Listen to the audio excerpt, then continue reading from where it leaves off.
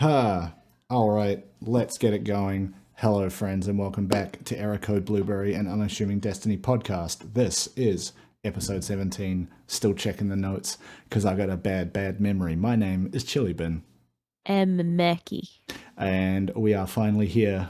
It is, well, it's week 16 of Season of the Lost, but more importantly, it is the 30th anniversary celebration event within Destiny, that being the 30th anniversary of Bungie, the studio behind it, as well as other popular franchises like Halo, going further back, Marathon. I think there's also references in there to like Oni and some of their very early work. Mm-hmm. We're going to be talking a whole bunch about all of that because that's kind of all we've been doing the last, 48 hours. Yeah. Just before we dive into that, was there anything out of the TWAB last week? Because that was right after our recording. I am struggling to remember. Nothing major. No. Because usually the major changes will cause a stir on Twitter or in our server. Yeah. So I don't think there was anything huge. I think, actually, mentioning that, the change to how mods are applied to armor, I think, came out after our recording. Yeah, I think so. Yeah. So we'll quickly touch on that because it has been freaking me out for the last 2 days. So they've now changed it so like you don't have to spend any resources to change armor mods, and because it used to cost resources, you used to have to hold the button down to apply it, and now it's because it's free. It is just a single click on PC, so single button press, whatever. And like I'm still muscle memory, just used to the holding it down. So I'm still like doing it, and I'm like, oh, it's already applied. I gotta let go, and like there's that weird feeling to that as I transition. Like a hesitation. You're like, Yeah. Is it in the slot? Yeah, but very cool change because it also means that, third-party app developers like people behind Dim and Braytech, they can subtly do a whole bunch of really cool shit. Like Dim has always had the loadout manager, but it was always just swapping armor, swapping weapons. That's all you could do because, they couldn't guarantee that you'd be able to swap mods, so it wasn't part of the API. And now it is, and I haven't gone and built loadouts that I can swap between, but they are now able to do that, and I think that's fucking cool. Yeah. It's very good quality of life stuff coming through.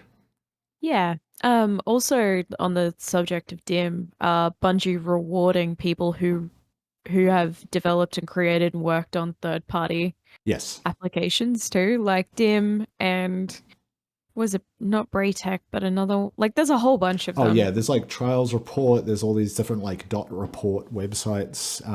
There's Nearest.tv has been doing like infographics for weekly resets since there have been weekly resets.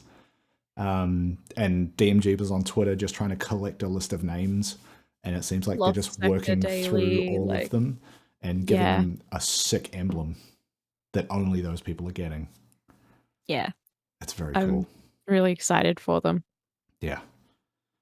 But yeah, look, there's probably stuff I'm forgetting, you're forgetting, we're just looking over from the TWAB last week because it's 30th anniversary time. And we're going to talk about that because I think it's dope as shit. And shout out to all the salty Destiny 2 fans. If you don't like this, sorry, you don't like fun. Yeah, right? I don't know what else to tell you. If you think this was a waste of time, get fucked, politely. With peace and love, go fuck yourself. Yes, exactly. I've seen people complaining and I'm like, they never advertised it as anything serious. Yeah. Anyway, to begin with, they were like, look, we're going to have fun. We're bringing back the loot cave, dance parties. And then 2 weeks out, they go, hey, fucking check this out, Star Horse. Like, yeah, the moment I saw like Xur had a horse, I was like, yeah, this is going to be goofy. I'm down. Like, this is going to be fun. And people were complaining. I'm just like... Yeah.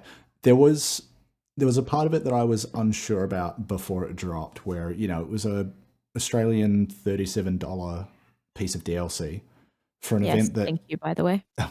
Yes, you're welcome. I wasn't going to have you miss out on hanging out with the homies and doing this cool shit. But But yeah, so $37 for us. I think in the US it's like 20, 30 something, roughly equivalent. And there'd been a lot of the advertisements had included, these armor ornament sets, right?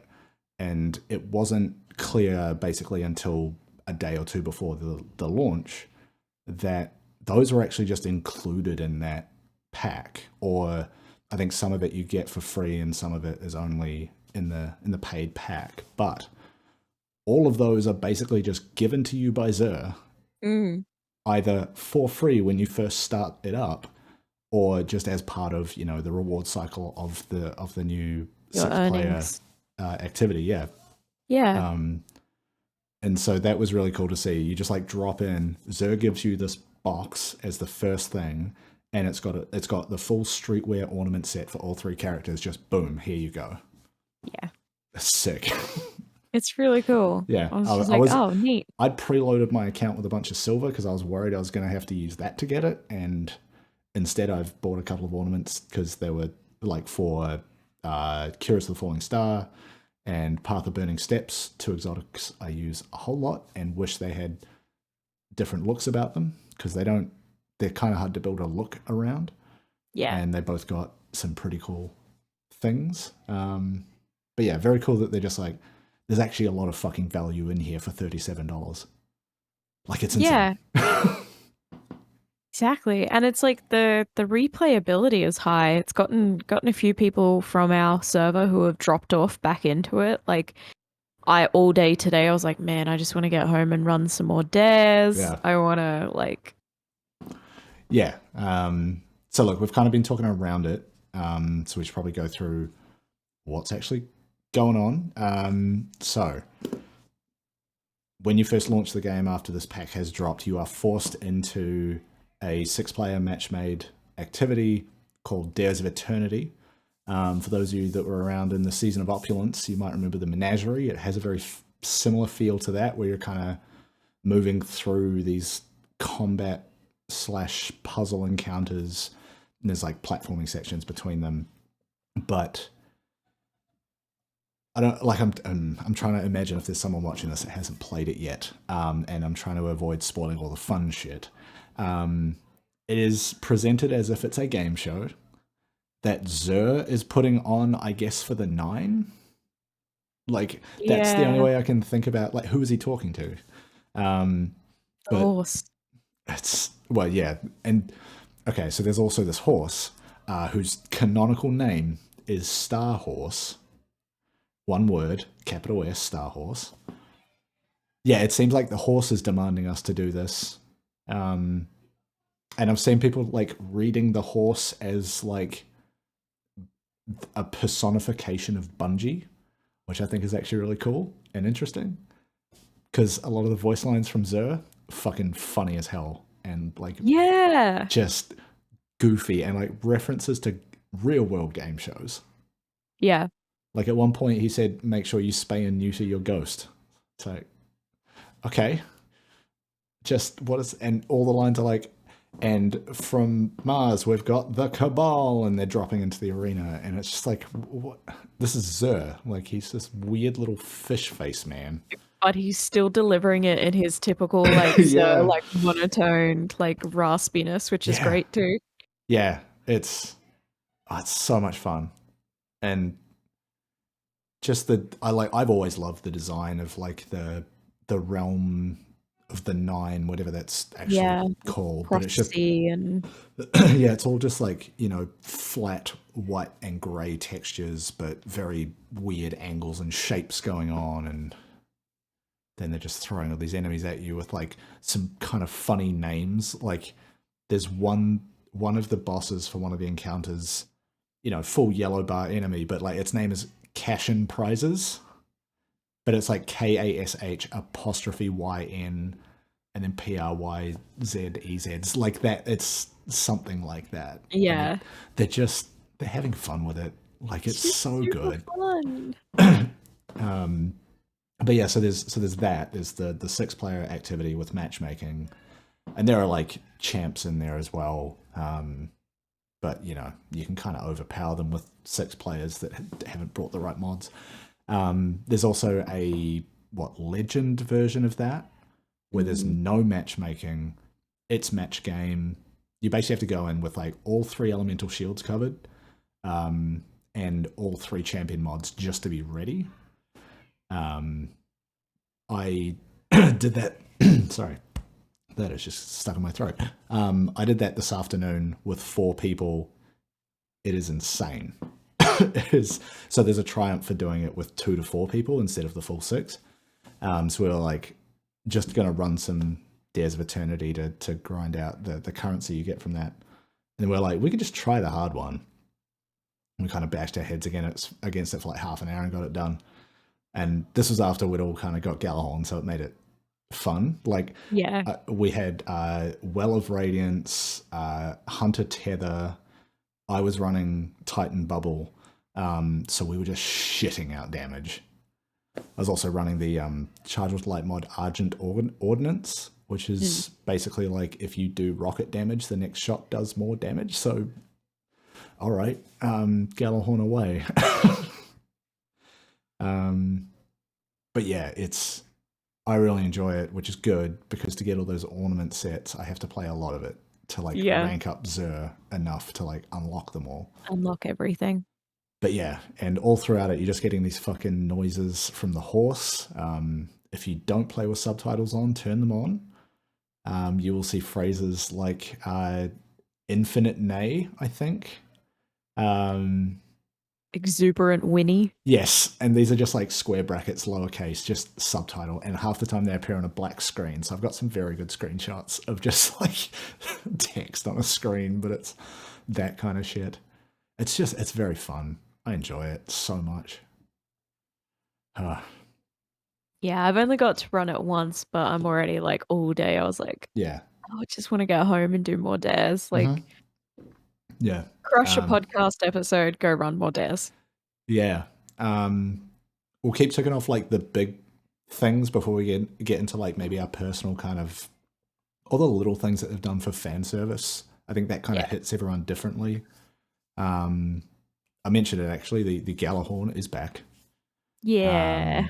I played D1, but not a lot. I don't know that I ever had Galahorn. I did at one point look at my D1 collection in Dim, and I had Iron Galahorn. I don't know if that actually functions differently. But who cares? Because we've got Galahorn now. Galahorn at home. Have you got it yet? No. First thing I need to do when I log on after we record is go talk to Shorhan. Yes. The quest to get it, I found it funny, the steps it makes you do. It seemed like the quest design seemed like Bungie acknowledging the way that people typically grind certain quest step objectives out, and them kind of like expecting you to do it, and then going like, we bet you did this, wouldn't this be annoying? And then that's the next step. Like they're not hard, but it's just like, we reckon we know what you've done to get here. Go do it again though. But no, it doesn't take too long. Like you get it done inside of an hour probably. But holy shit, that thing smacks. Like the little tracking rockets that fire out of it. It has a catalyst which makes those all do more damage, but also lets you put 2 rockets in the magazine. It's fucking stupid. Speaking of, if you need a throwaway checkpoint to grind out that catalyst, because it's like 500 kills, I think. I can help you out. I've got one still saved from like yesterday when we did it. It's worth doing. It's so fun. Yeah. There's also a second exotic quest for a sidearm that takes green ammo that hits like a hand cannon. It's the Halo pistol. And this is kind of where we enter the I don't know, is this IP infringement section? Because it looks very similar. It's like they've gone, how close can we get without having to talk to a lawyer? But also, they probably talk to Microsoft to be like, we want to do some shit that looks a bit like Halo. You guys cool with that? And they would have been like, probably, yeah. To be fair, you kicked off this franchise that made us millions and put us on the map, so that's kind of what I figure went down as like as a gesture of good faith. They were just like, yeah, of course, like go nuts. Yeah. But yeah, so there's that, which also has a catalyst. I don't know what it does yet because I don't think any of us have got it because I think it requires one of the very late items from the Xur vendor rank system. So a bit of grinding to get there. But yeah, that thing hits so hard. It's not a sidearm, but it says it is on the tin. I don't believe it. It looks cool though, man. Have you seen the Braytech ornament for it as well? Yeah. Actually, I was eyeing that off. I was like, oh, I need to get that so I can get that ornament. Yeah, because by default it's like a sort of like white metal look, but then the Bray is like bits of green and then like the one of the main symbols out of Deepstone Crypt. Speaking of, I was going to say it reminds me of the Palladium Europa boots. Yeah, the boots that I got.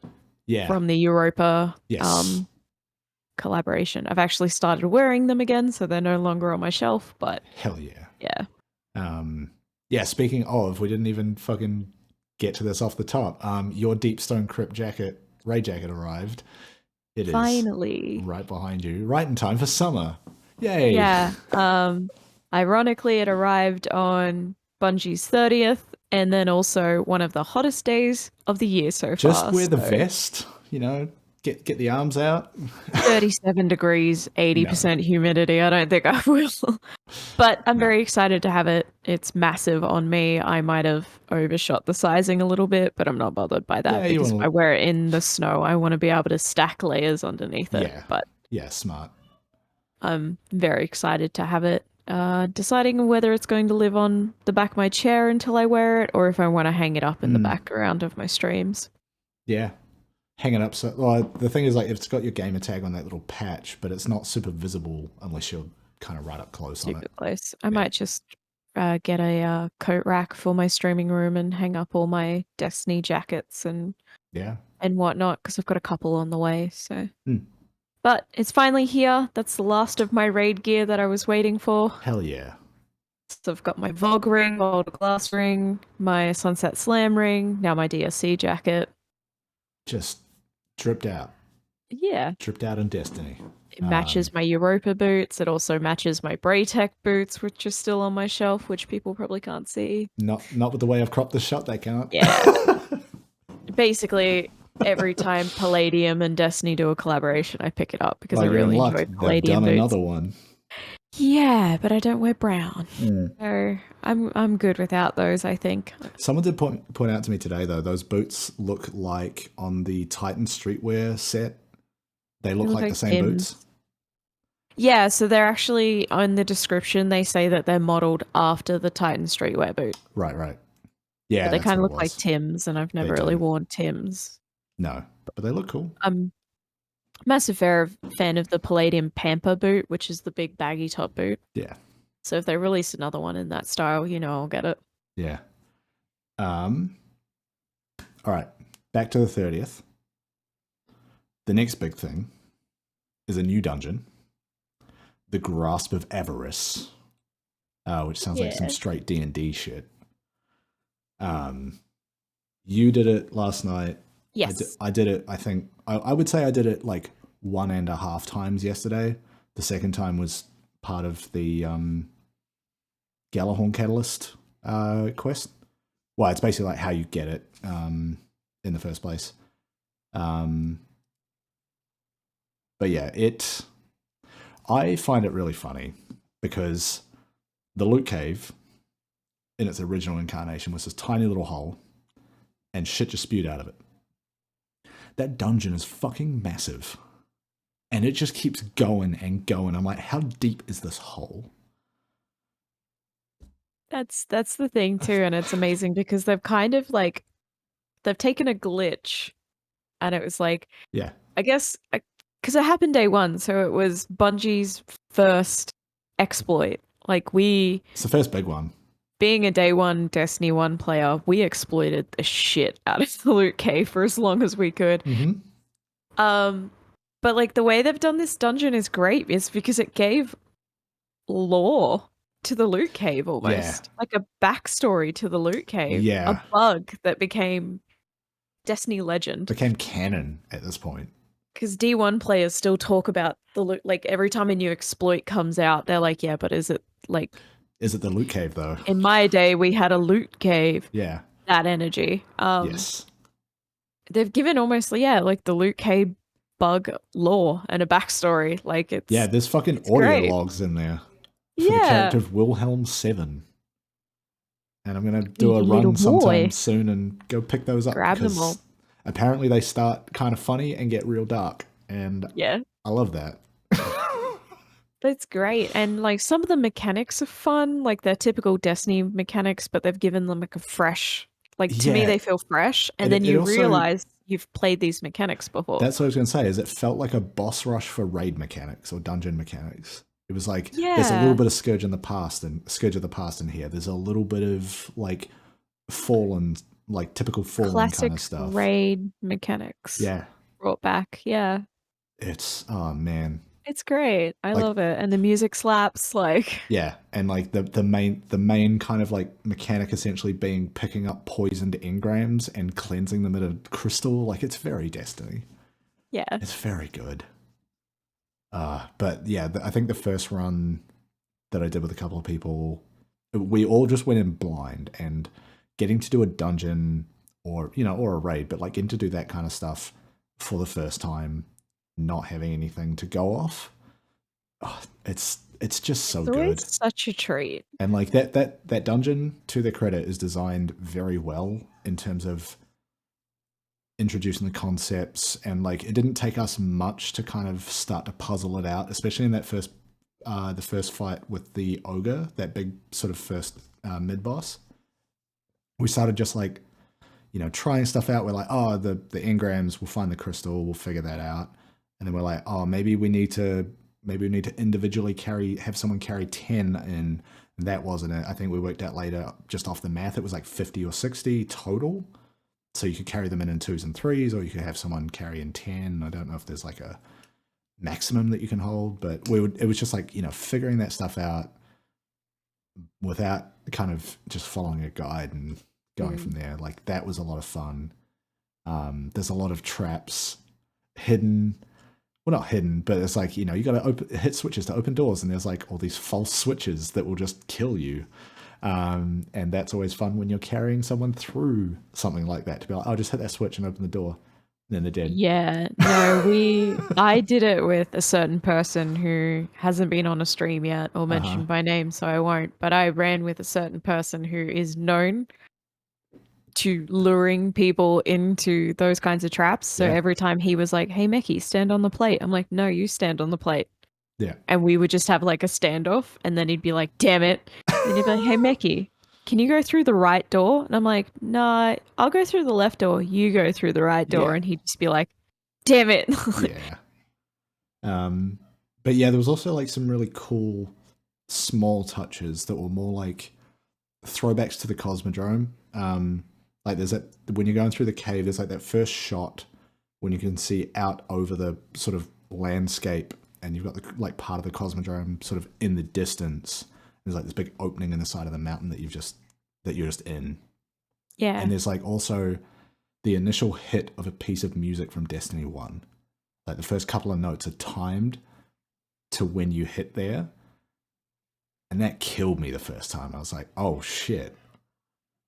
I can't really imagine D1 Cosmodrome anymore.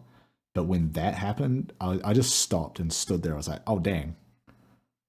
And then jumped into when that happened, I had like a moment. Like I just sat there and went, oh. Yeah. Oh. Oh. Yeah. And like, don't get me wrong, Michael Salvatore, the Grasp of Avarice theme, the music for that dungeon, fucking banger. Pirates of the Caribbean. Go in so hard. Yeah, Pirates of the Caribbean for Destiny, great. Sign me up. But actually, Alex, nothing can top it except that 2-note sting from a Destiny 1 track that I can't even name. Yeah. Alex and I kept defaulting to singing the Pirates of the Caribbean theme song all through when we were running it, because that specific like note set would hit and then our brains would just continue it, but wrong. Yeah. But yeah, it's essentially pirates. You know, it's the story of someone who's apparently just hoarded all this loot and gone mad and died in a box. That's kind of the impression I got. Actually, apart from all the murder, it has a very Disney adventure energy, doesn't it? Like we're going on an adventure. Like, I love it. I'm excited to run it again tonight, and I think I want to do a bunch of runs on stream as well as the dares too, because it's such fun content. It's so good. And again, little touches, like there's I think it's in the boss combat room, there's a yellow bar tracer shank that is just like hovering around the room, and its name is R-M80, or R matey. Like, fuck off. What are you doing? I had fun with that. Yeah. But yeah, it's just, it's a lot of fun, that dungeon. Like, we can get the time down, sure. But, man, it's good. I want to do it again. There is currently a bug for this first week where you can't repeatedly clear it on one character. Like, you'll only get loot on the first run for the week on a character. They're gonna fix that next week, but god damn, it's so good. So fun.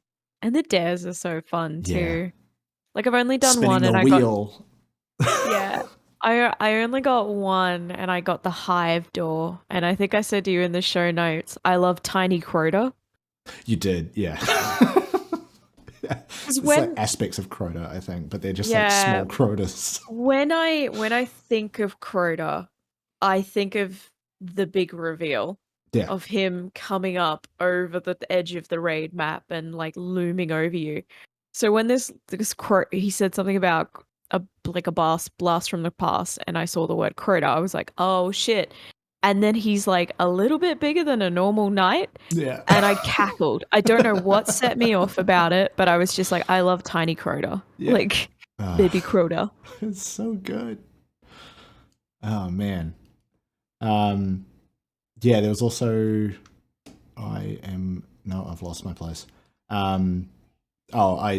So you complete the dungeon, and there's a triumph that you can pop. I think it's either in the Moments of Triumph or it's the 30th anniversary seal.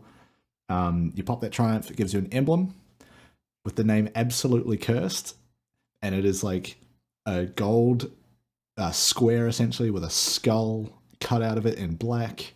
And I was just like, this is fucking Meckii shit all up and down. It's absolutely very good. Cursed. It's a skull screaming, and it's black and yellow. Tick, tick, tick. Meckii.com. It's so good. Me. Yes. Trying to think if there was anything else from the dungeon. There's actually from the dungeon? No. I think we covered everything. Yeah. But it's like talking about the emblem runs me into the next point, which is there is so much stuff in this season, including rewards, physical and digital, that is so far up my alley. Dude, the Bungie store is going to bankrupt me. They just dropped a whole bunch of new stuff, like with the 30th anniversary. That's all like Bungie rewards connected, and there's like class hoodies that they've just thrown up there out of nowhere. God. The Warlock hoodie up my alley, black and yellow. Yeah. And then on top of that, I just found out last night that the Moments of Triumph shirt is black and gold. Yeah, like I'm not a huge fan of the look of the design on the front, but it is otherwise a very nice kind of thing, because you can get your own gamer tag on it, and I've gotten the last two. Yeah. So I want to try and keep the tradition going and try and get every year. Yeah, like I'm gonna do my usual thing and race to get those seals so I can order the pins for them, because I have started collecting those when I get them. They're really nice. But there's like you can buy a physical strange coin, and it's like metal and has a glass gem in the middle. And the fucking actual Nerf company Gjallarhorn, which is 1-to-1 size, so it's like 4 feet long. Not really my aesthetic. I don't think I would mount it. Maybe I No, would repaint it and mount it, but I can appreciate it I for want what it is. now. Like I looked at the store page and read some stuff from like an article someone wrote about it. Like, granted, pre-orders are not even opening until next year, probably like second half of next year. But Nerf have designed a like new type of projectile for this that functions like a Gjallarhorn rocket, and that when it hits, smaller things come out of it. I want to fire that thing. Yeah, I want to play with. I just want to fuck around with it a little bit and just see. Yeah. What I kind of hope, because it's like a very white and orange look to it, I kind of hope they do an in-game ornament to make it look like that. Oh my gosh! Because they haven't done that. That'd be hilarious. Maybe when you buy it, you get a special shader. No. Bungie. No. When they finally nerf Gjallarhorn in-game. They release an ornament to celebrate, and it's yes. They just give it to everyone. Yeah, I love that. I like that idea. Bungie, hit us up. Free idea. Just do it because I think it would be funny. Send me a pair of boots. Yeah. Yeah. Or, the Nerf Gjallarhorn, because that thing will work out expensive by the time it gets to Australia. Holy shit.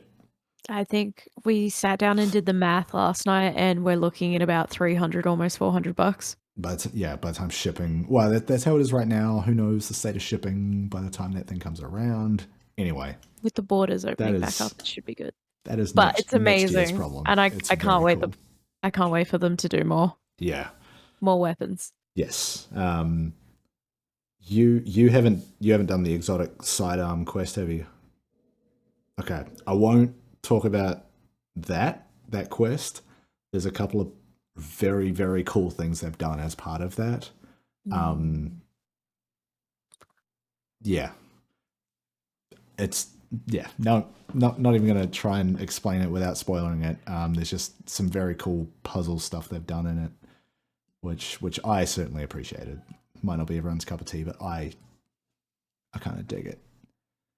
But yeah, and then the other kind of main thing within, at least within the director in game, is Xur's treasure cave. What is it called? Something like that. Yeah, it's just a room full of fucking chests to open. It's got menagerie energy. Star Horse is just hanging out in there. It's kind of like the tribute hall,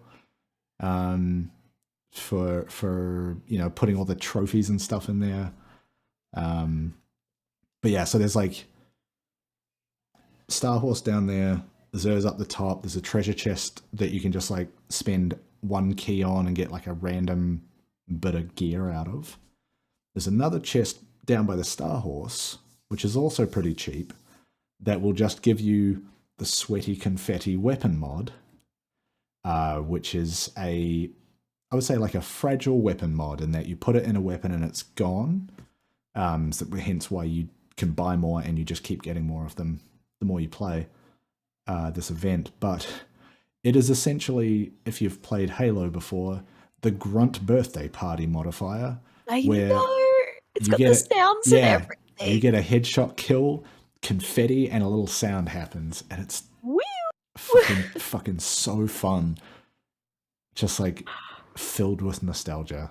The first time I procced it, I got those like warm, full body, like That's So Raven, like a flashback to 16-year-old me at a LAN party playing custom maps. Here's the thing, the first thing I put it into was their remodeled Halo battle rifle, which by the way, fucking whips. That thing, it's just that very it's a very fast pulse rifle, essentially. So lightweight frame, not the best type of pulse rifle, but the fact that it is essentially the Halo battle rifle, and you can put Grunt birthday party on it, or sweaty confetti, sorry, use its proper Destiny name. That was the first thing I put it on, went to the Cosmodrome, started popping some dregs, and I was like, this is perfect. And I did that for like 10 minutes. Yeah. But yeah, to go with that, we've got like, I kind of dig the way they've brought the Halo energy sword in that it's split into two parts. So there's one sword called Half Truths, And the flavor text basically says, like, it feels like there's something missing. There's apparently another sword called the Other Half, but no one seems to have seen it in game.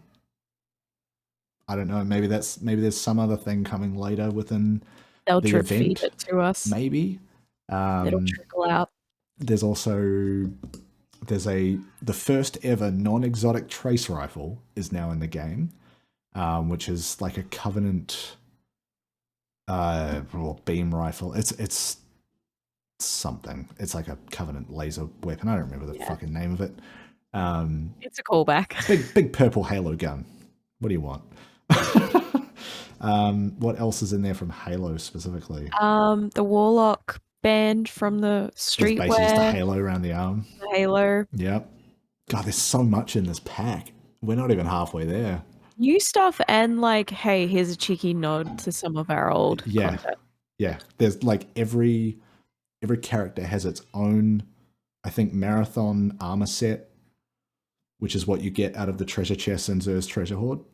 You can just go in there and start buying them all with the treasure keys, but you have to, rank up to unlock them. Yeah. Then the streetwear ornament set. Apparently the Warlocks got fucked this time round. My opinion. Yeah. But I mean, I looked at it and I was like, this isn't as good as the other two. It's not as nice as the other two, and it's very like, I don't know, when they see streetwear, I look at it and I think like, oh yeah, maybe like Louis Vuitton streetwear, like that idea of streetwear, but it's not as cool as like the denim jacket and the hoodie. Yeah. Did you see the look that I made with that denim jacket on my Titan? Oh, you look like you're about to go into a pit and elbow some teenagers. Yeah, so I did like, the denim jacket with the pins all over it from the Titan streetwear set. I had the pants. I had pants that basically looked like I had giant boots on and just normal pants. Had the same arms from the streetwear set, so it's like got the big shoulder pad on one side and like the needless shit sticking out the other, and then the helm of Saint 14. And I think what I actually said with my own mouth was, I look like someone who's going to go curb stomp some teenagers at an all-ages punk show. I actually love the way it looks, but I couldn't get that out of my head. No, it also has like elder punk energy. You know that one older punk dude who looks after all the new punks, but also has committed to looking like that for their entire life. Yeah. But he's totally there to like help you out if you get swamped in the pit. Yeah, I'm just making a note here to actually put an image of that look in here because, again, I've done some fashion that I'm super proud of, and I have a vehicle with which to share it with the world. I am going to do so. Fantastic. I'm just thinking about if there's any other Halo inserts for the weapons. Not that I found. That's kind of it. But we can always note them down and geek out over them next episode too. We will. And the people that listen have more of an opportunity to find them as well. Yeah, there's also some D1 reissues, which I don't have. Again, I don't have as much of an attachment to because the weapons. Isiluna? Isiluna hand cannon is in. I can never say its name, but the moment I got it in my hands, I was like, this feels right. Yeah. This feels familiar. Yeah, none of the weapons I've brought in this time are ones that I was familiar with, but people seem pretty excited about, so I'm happy for them.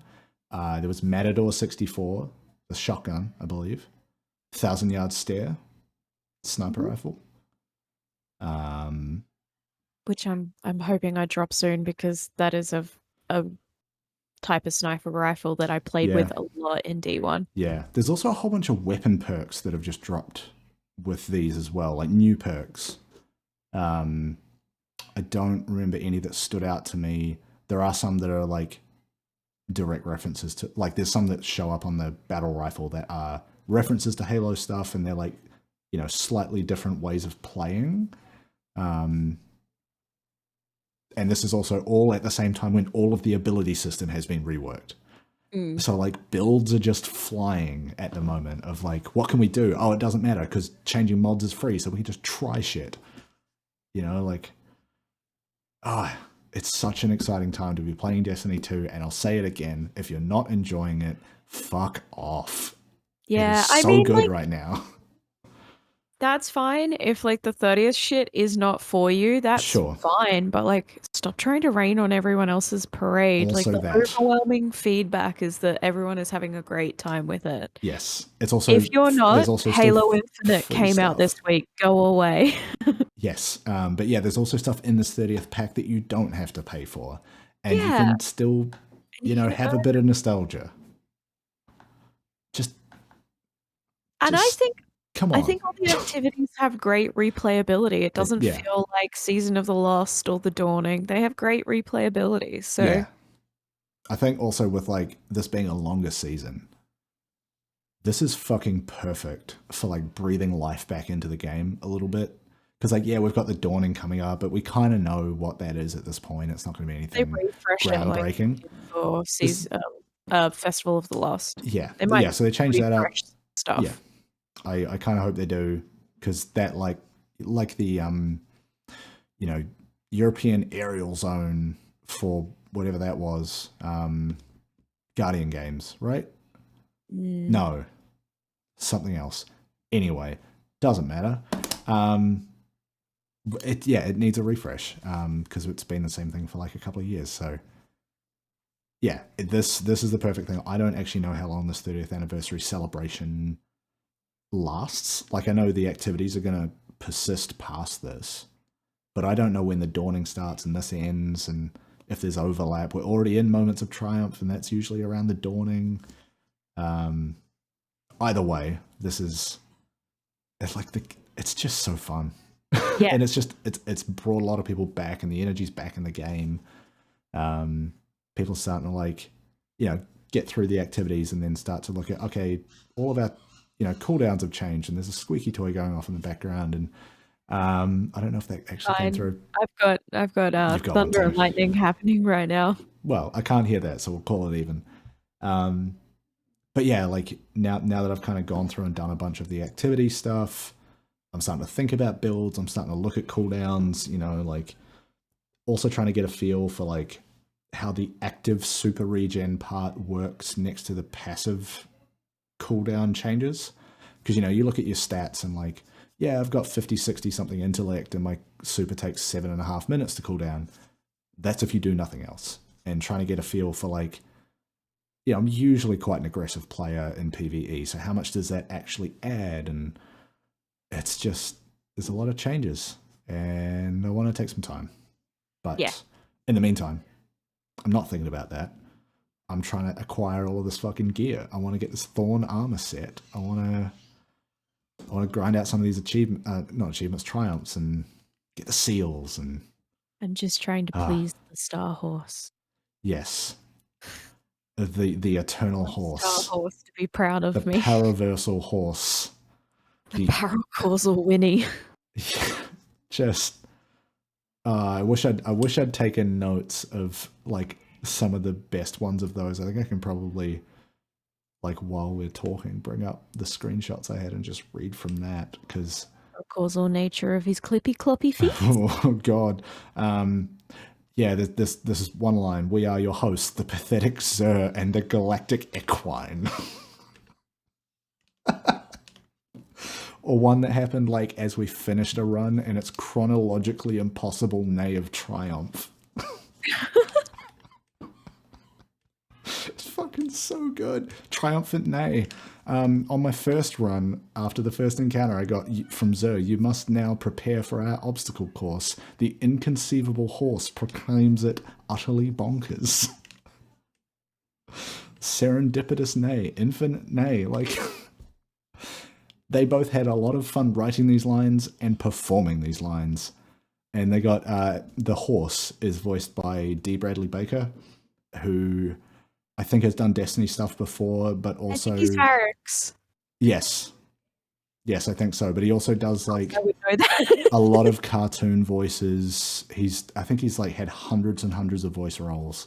He's a prolific voice actor from like the 90s onwards. He's a bit like he's Steve Blum, but for gaming. Yeah, but you can find videos too. What was it? There was some YouTube channel that did a couple of videos on him. One on his voice roles, and then one that is like 5 minutes of him just doing animal sounds. And you can, like, he does a horse in there. And I think what they've done is made him do a horse and then like bass boosted it essentially, because it just sounds huge. But I love some of if you read some of the lines that come when you talk to Xur and as you unlock stuff too, the horse doesn't exist. They talk about you imagining the horse and feeling the horse and being aware of the horse, but they never actually mention you seeing the horse. I can't wait for the lore nerds to tell us what the horse really is or isn't. So it's basically like an ethereal projection. Yeah, the paracausal self-insert of the author and or Destiny player. It could be the 9 too. Well, yeah, cool. I don't know, man. Like, yo, bitches love horses. We're gonna appear as a horse. Destiny 2, the horse girl of games. Okay, I'm sure we're missing stuff. So we've talked dares, we've talked grasp of avarice. Also, there's the sparrow section where you literally jump through one of the skull eyes, the giant stone skull. It's like, here, just jump into that fucking thing. We've talked about Xur and the horse. Talked about armor ornaments. I mean, I'm not gonna. I don't think it's worth digging into all the ability changes because it's just a bunch of numbers, and it turns out things still feel pretty good. Yeah, I haven't changed anything yet. It really doesn't feel that different to me. No, I think like while the super cooldown changes looked probably the most drastic, the active super regen part of it was something people hadn't quite quantified. Like it actually makes up the difference, I feel like. And you know, to Bungie's point, they said if you're very active in combat, you might get it back faster than someone who's in a higher tier of cooldown. Who knows? I'm sure we'll end up seeing a bunch of like number nerd type videos going, here's the best DPS for a top tree solar hunter now that you can do this, and this with this armor and whatever. It's like, okay, I'm not there yet. Like I will be. I know I will sit down and nerd out over builds. But at least for this week, just having fun. I'm trying to please the horse. I'm trying to make the horse and Xur happier people. Are you proud of me, Space Dad? Calamari face. Calamari Dad, are you proud of me? Seafood Dad? No. One other little thing that I only saw because of who I follow on Twitter, there was a small update to a lore book, notably Ripples Part 6, which is, I think, all of the, like, as we went through the Shattered Realm and the seasonal stuff, it was kind of like the effects of Savathun being revealed and Crow being, Aldrin being revealed to Crow. The shit that got added, though, did you read it? No. Okay. So it actually explained what Crow was doing on Venus. Yes, I saw the little blurb when people were like, hey, this got fixed. Go read it. It's about this. I haven't read it yet. Do you want me to summarize it? Yes. Okay. Your note for it was for my Crow stands. Yes. And I almost replied with, so no one.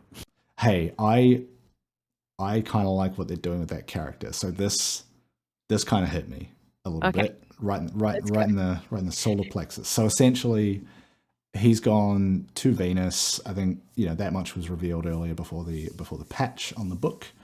But it's kind of a conversation between him and Glint. And meanwhile, Crow is fighting Vex as they're appearing. There's a Minotaur that comes in, and Crow is kind of struggling against it.